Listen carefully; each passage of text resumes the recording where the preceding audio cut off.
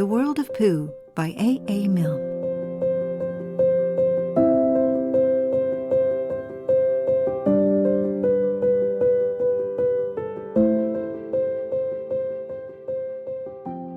Introduction.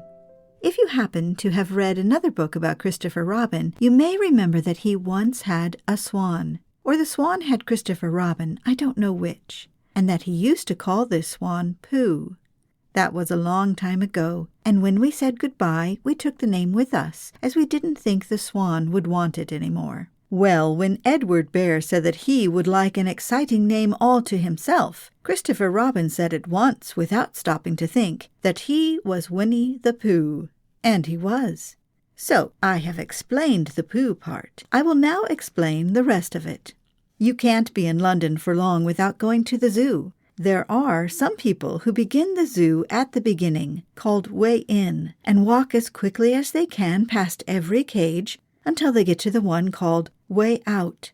But the nicest people go straight to the animal they love the most and stay there.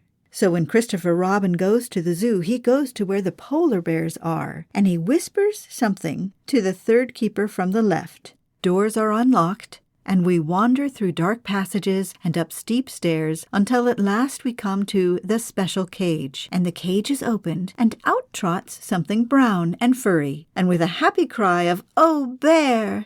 Christopher Robin rushes into its arms. Now this bear's name is Winnie, which shows what a good name for bears it is. But the funny thing is that we can't remember whether Winnie is called after Pooh or Pooh after Winnie. We did know once, but we have forgotten. I had written as far as this, when Piglet looked up and said in his squeaky voice, "What about me?" "My dear Piglet," I said, "the whole book is about you."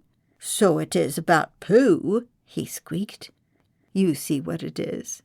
He is jealous because he thinks Pooh is having a grand introduction all to himself. Pooh is the favorite, of course, there's no denying it, but Piglet comes in for a good many things which Pooh misses, because you can't take Pooh to school without everybody knowing it. But Piglet is so small that he slips into a pocket where it is very comfortable to feel him when you're not quite sure whether twice 7 is 12 or 22.